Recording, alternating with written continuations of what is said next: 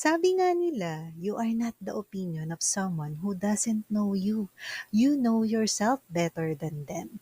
You are more than what they think you are because no one knows you but you. At sabi ng ibang tao, we all are in the same boat but I don't believe in it.